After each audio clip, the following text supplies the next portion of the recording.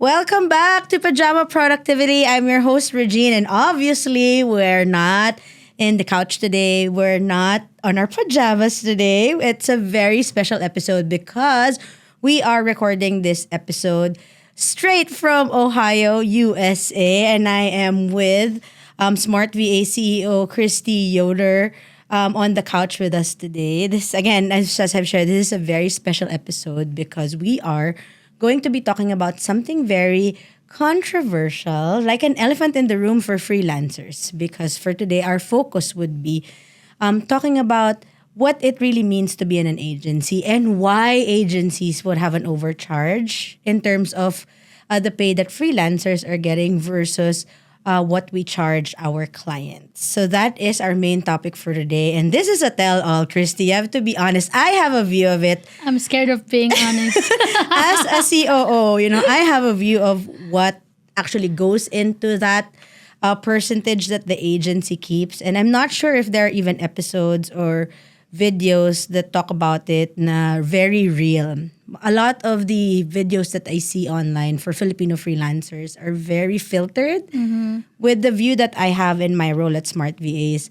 I feel like how people talk about the overhead charge that agencies would charge the clients versus what the freelancers get would be very filtered in a way that it will always be beneficial for the VAs. That they really don't see the work that goes behind that client relationship that they already step into. And it's also it would also be nice for us to give freelancers this view of the difference of working independently and looking for clients independently versus working with an agency. Because Kristy herself had an experience prior to Smart VAs that she had to look for her clients and she had to market herself. And I may be giving a lot of info here at the start. So I'll have Kristy introduce herself and share a little bit of her story before I jump into the questions. Yeah, sure. Yeah, so my name is Kristy Yoder. I'm the founder and CEO of Smart VA. So we started Smart VAs in 2019. 2019 was actually the date that I registered the business in Ohio. But a few years before that, I was freelancing in the Philippines. I was a virtual assistant, but I didn't know that I was a virtual assistant during that time. In my head, I was just freelancing and I do different things for my clients. I do admin, marketing to tech. I can pretty much do anything as well. And then when I was still in the Philippines, I reached out to a few clients on Instagram actually, and this is very rare. It's very rare that somebody would do this, that would do an Instagram outreach to get clients, because a lot of people nowadays, and even back then, they go to Upwork or Online Jobs PH or even LinkedIn to find clients. But I think I did a different path. So I went to Instagram and I just reached out to a few people that I saw online that could be a potential client for me. And so I reached out to them. So one was a marketing agency owner and then one was a CPA professional. And so I reached out to the both of them. And surprisingly, nag-reply sila sa akin. They replied to me and they're like, okay, how much do you charge? And not knowing the freelancing industry during that time, and this was way back 2017. I actually asked for a $10 an hour. Wow, that's big for 2017. Actually, I asked for a $10 an hour rate, and I know that's kind of quite high compared to some of the freelancers right now in the Philippines, because I think they charge lower than that. And so I told them my minimum hourly rate, and they said yes to me. And then this was even before we hopped on a call. And so when they found out about my rate, they asked to hop on a call. And so they met me, and then we did the introduction and all that kind of stuff. And they told me what I was supposed to do. And so I did the job for them. I did website, social media, and admin for them. So when I went to the States, 2019, that was the time I was able to expand my network in the US. I did a lot of LinkedIn outreach, and not knowing that I'm slowly building my agency. I did not have a plan to build a business. In my head, you just got too tired of handling your clients. Yes. That's a story that I remember you telling me. Yeah, and even before I came to the States, like, in 2017 because I was about to get married during that time, and I know that I was going to be moving to the States. And so I told myself I didn't want to work in an office where I will be stuck in a cubicle from 8 to 5, and if we have a kid, then I wouldn't be able to spend much time for my kid or kids and my husband as well. Like I want to be a mom. I mean, there's nothing wrong with parents out there that works 8 to 5, okay? But to me, it's just my vision for myself and for my family. Like I wanted to be present and I want to be there for them. So I took the freelancing route because I wanted freedom for myself and flexibility. And then when I moved to the States and I got so many clients, I got so stressed and overwhelmed. Like my husband, he used to work for an electric company during that time, and he gets up every 5 in the morning. And then he goes to bed at maybe 9 in the evening. And so he would see me still working at 9 p.m. And then he wakes up at 5 a.m. and he's like, babe, did you even sleep? Like, no, I'm still finishing this website for a client because the deadline is tomorrow, blah, blah, blah. And then he's like, okay, but this is not good. And then after that, I was like, you know what? I really need to reach out to other people. So I did reach out to some of my friends initially that were freelancing during that time. And so they helped me with my clients' projects and So it was more of project-based at that time. project-based, yeah, freelancing. And they helped me have more time, and I was able to hire more team members. And now we're here. I'm no longer the virtual assistant. I act as the CEO of the business.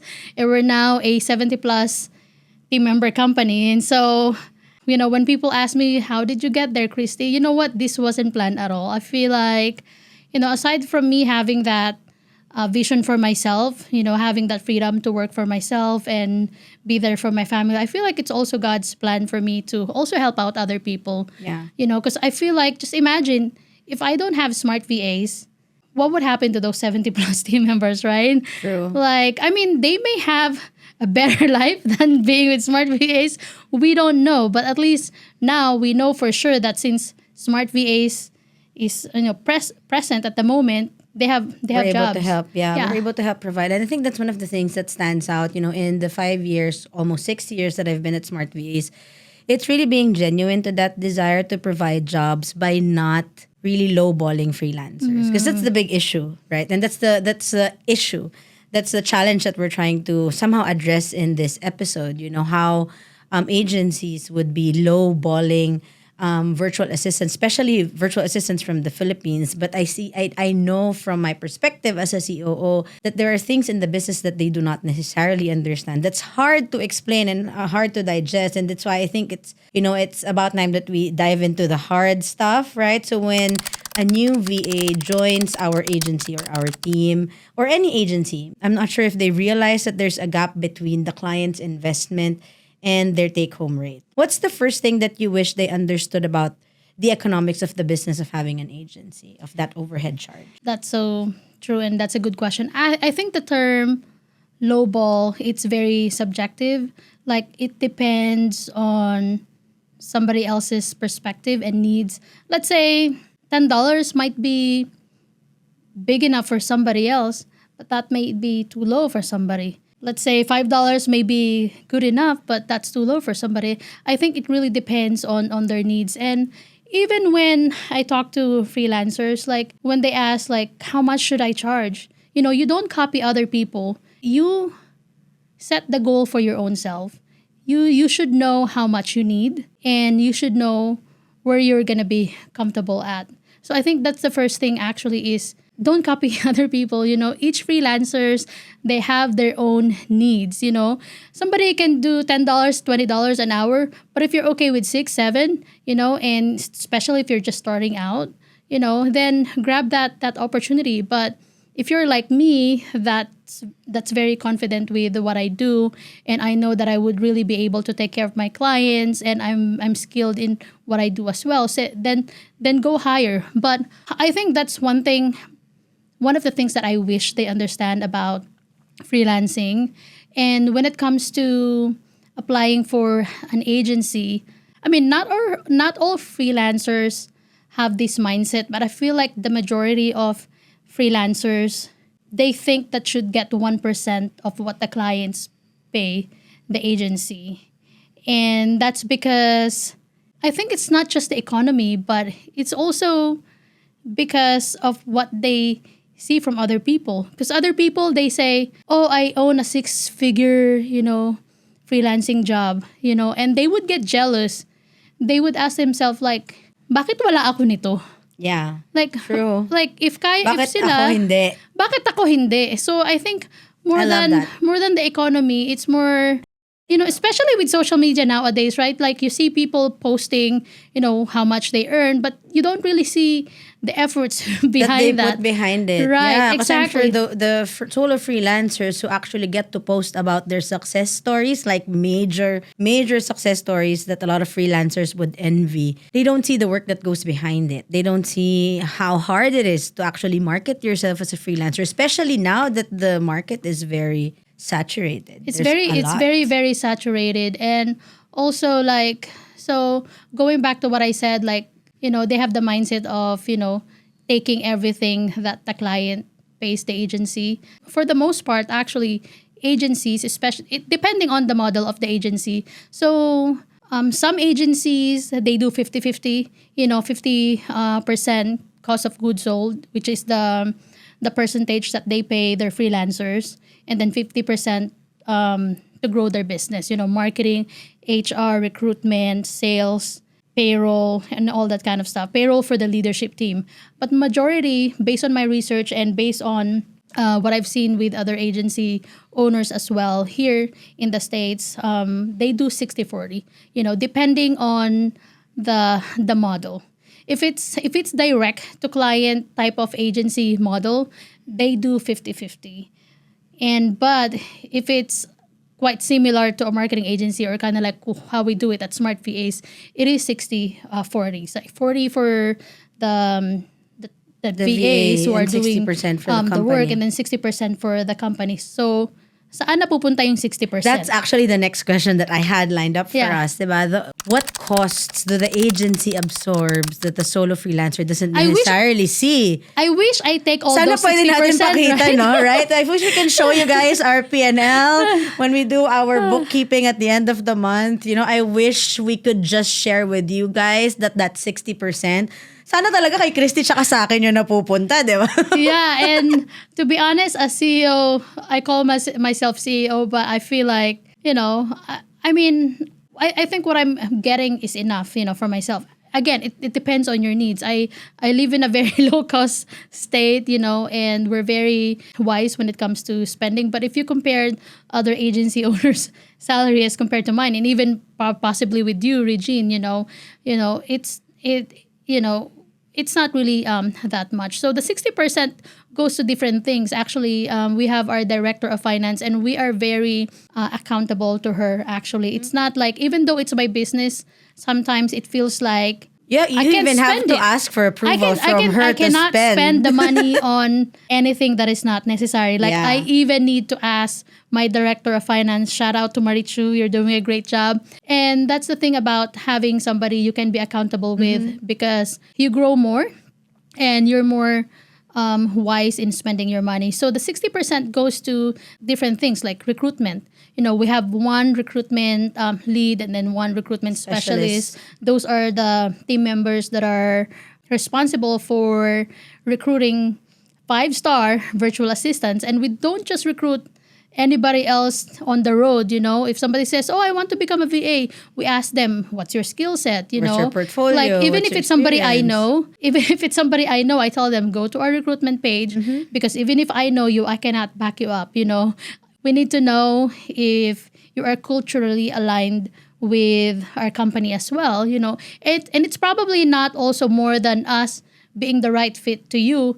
I mean, it's not you being the right fit to us, but it's more us being the right fit to you as well. It goes both ways. And of course, we have marketing. Oh my gosh, like, if we don't have a budget for marketing, we won't have clients, because clients won't be able to see us online. They wouldn't find out about Smart Yeah, and we VAs. always can't spend our time sending pitches out, Yes. right? And doing the outreach. And I think that's part of the unpaid hours that a solo freelancer doesn't really account for. That they Yes, don't think you about. get, Yeah. correct. Yes, kukuha ka talaga ng client na malaki, pero the hours that you spend before you land that client that will actually give you a six-figure income, guys, di nyo alam gaano katagal yung sinispend ng freelancer to get that. And I don't have personal experience with that because I've never been a freelancer that's direct to client for myself.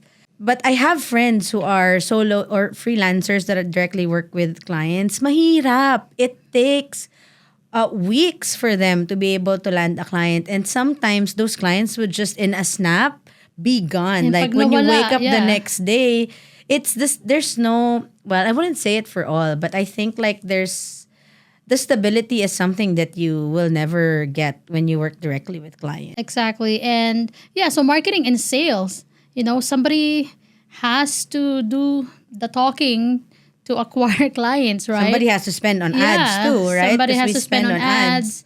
Yeah, and also, developing the team members as well, paying for leadership team because we have a team model, and so we need client success partners that acts as the project manager for each of the projects. So that goes into that 60% as well. And also, of course, like we also have to save up for the rainy days, right? Like I always tell myself that we need to have at least 6 months of emergency funds. 6 months that we and this I say this during a lot of the focus group discussions and discussions that I have with the team. Ito yung sinasabi ko, guys, na we want to make sure that there's enough money for us to pay all of the team members, even if all of our clients if we go zero If we go zero for 6 yeah. months. That's how committed we are in being mindful of how we spend, being mindful of the offers that we give in terms of the hourly rate and the monthly rate that we pay Right, our yeah. team members, because we don't just want to give out everything. Because it's one of the costs that we absorb, right, Kristy? I can't even tell the team how much we have pending on.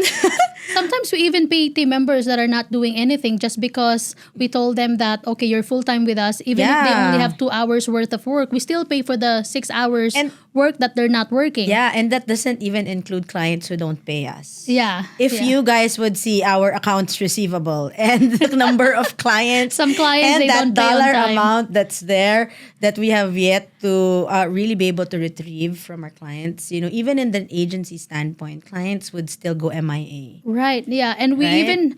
even had to hire a collection agency Yeah. to chase after them. And Yes. then once they pay, we don't even take the 100% of They the get total 30% amount. They get of that 30%. amount. Yeah.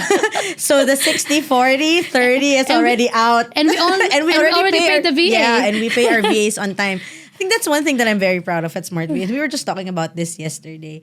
How an agency gives you that stability, that that you don't have to worry about client payments. Right. Yeah. Right. You don't have to chase for clients, and also charity. We do donations for different activities as well, and especially to our VAs. If they get sick or if they need financial help. It's not all the time that we do this. Just when we can and we have the budget for it. We help them out. We give them cash.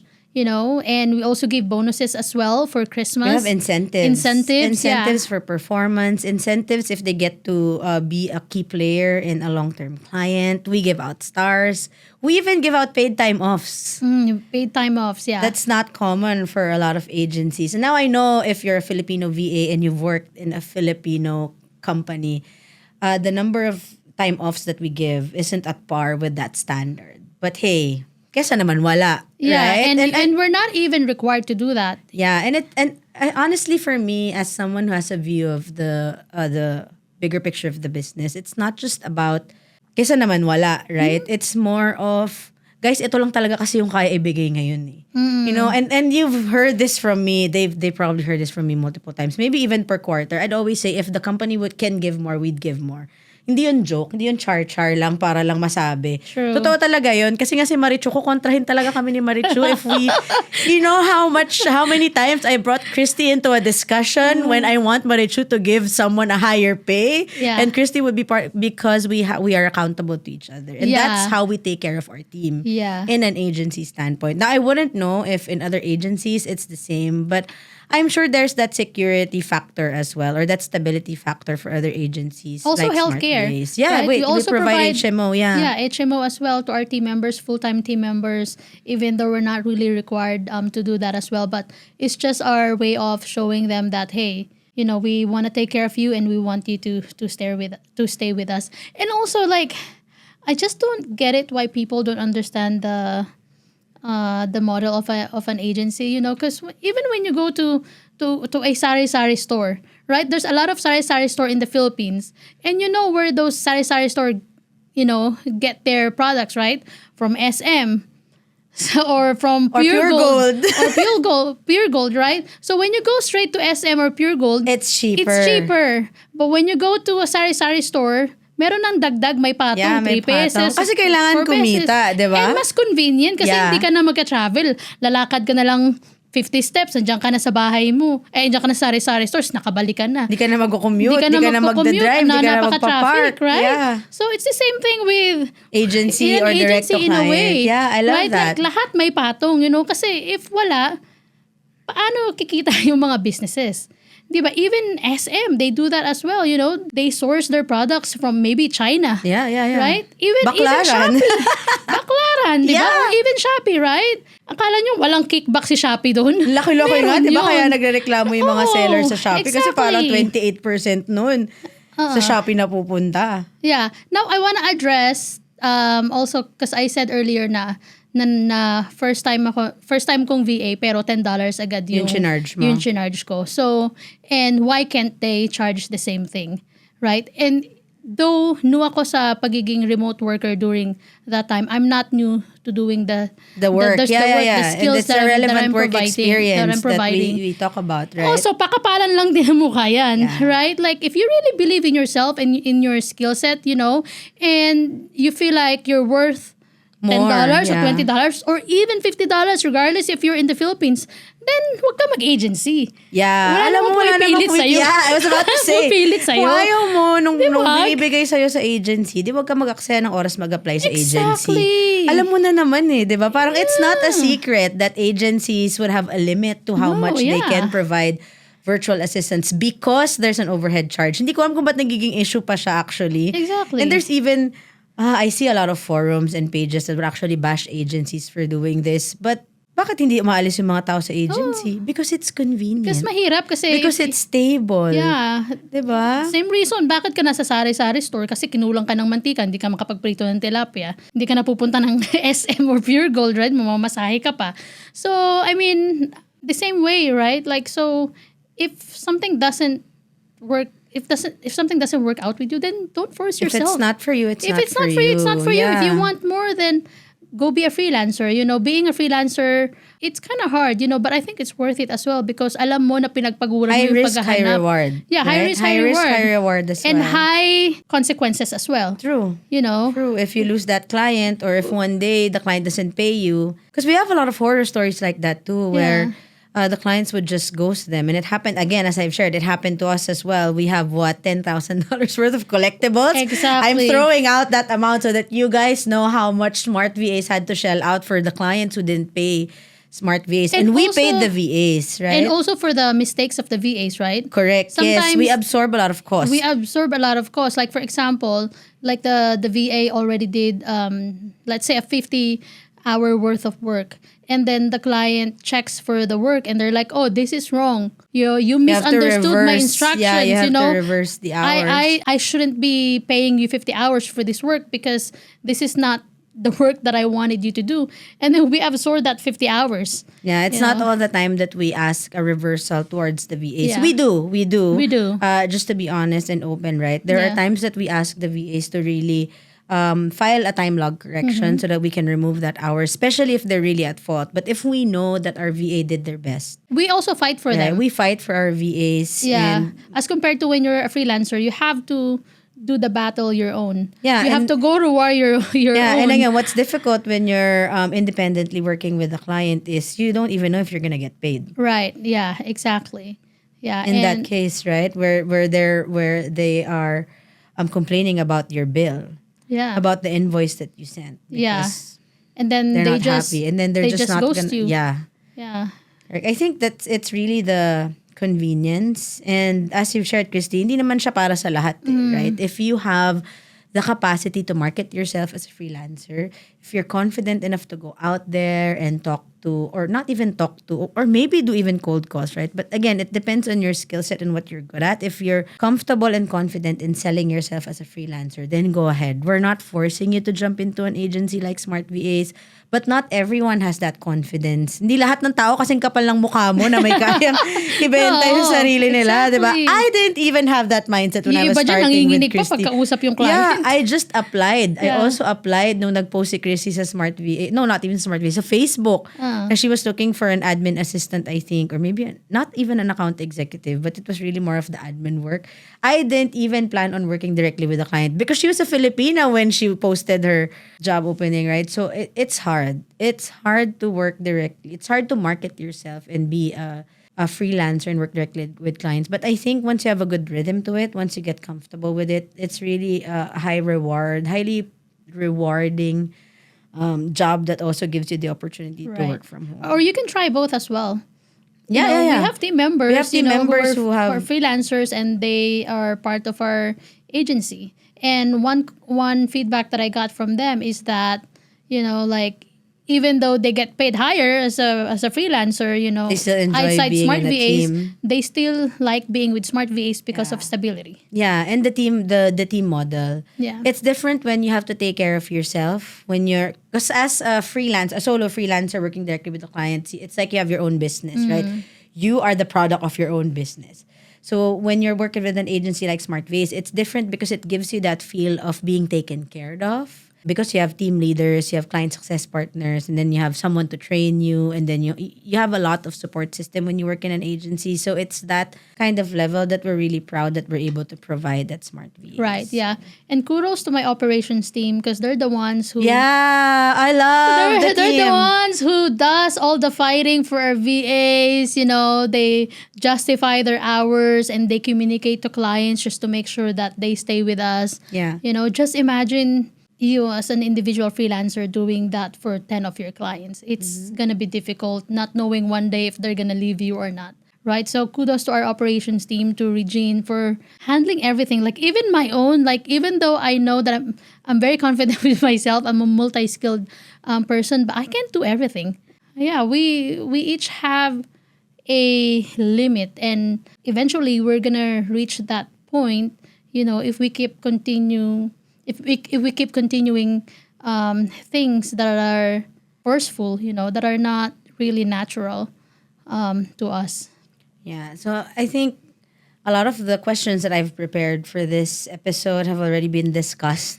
And this is how Christy and I are. May it be personal, I told face you to only 3 face, questions. or on Zoom, right? We usually just we're just there. We're Yeah. just we just know how to do flow with the things in terms of the conversations. But yeah, I feel like a lot of the things that we wanted to talk about or tap on this episode, we were able to tap on. And I feel like a lot of that would be a message. But if you want to sum up something as we wrap up this special episode, what message would you have for freelancers in relation to their inquiry on the overhead charges of the agencies? Keep an open mind. And what doesn't work for you, don't force it. And create your own path. As a freelancer, the opportunities are limitless, depending on who you are. And create your own path. Like, don't listen to. I know there's a lot of gurus out there, but some of them, they just want your money. Those gurus out there, have they even built a business like an agency? Have they even been through what you're going through, right? So be discerning about who you're gonna believe, who you are going to follow, and know who you are, the vision that you have for yourself. Kind of like what I did. I know what I wanted. I wanted freedom and flexibility in my life, and that's how I built an agency. That's why I became a successful freelancer. And if I can do it, you can do it too. Thank you. One of the best takeaways that I have from this 30-minute episode that we have is when you shared that it's important that you know what you need. I think that's one thing that Filipinos have. Maybe a little negative in nature where we want more. I think that's human nature, not just Filipinos in general, right? We always want more when what we really need to be able to identify is what we need and where that contentment would lie. Because sometimes our desire for more, our desire to earn more backfires on us. Just to post on social media. You wanted more just so you can post on social media. Yeah, so it's important as freelancers, or maybe not as freelancers, if you're working for a company in the Philippines, or if you're listening from our other countries, Kenya, India, where we also get other freelancers, other team members, right? It's important. I love how Kristy shared that it's important that you know what you need and how much you actually need, because at the end of the day, it's not just about how much you make. You also have to consider the stress and the fatigue that it actually takes for you to be able to close that client and be paid by that client, right? At the end of the day, you have to assess, is it worth it to have someone else or have a company manage that part for you so that you can live comfortably and also have that peace of mind and stability that you need to be able to provide for your family. Thank you so Exactly. much to our CEO for being transparent today. I know if I keep on talking and keep on asking questions, we'll be talking about a lot more, but we're running out of time and we want to be mindful of our listeners' time as well. Again, thank you, Kristy, You're for welcome. doing this episode with Shout out us. to all our awesome team members. Yes, thank you, Woo! Smart VAs team. And of Thank course, to you. the clients. I know we don't have clients who listen to this podcast, but Them, they're the listening. Sycamore Studio. Sycamore Yeah, Studio. thank you, of course, to clients who trust us. And, Smart VAs is really a genuine team that wants to build a team, not just client facing, not just beneficial to the clients, but beneficial to the virtual assistants as well. Right. See you on the couch next month.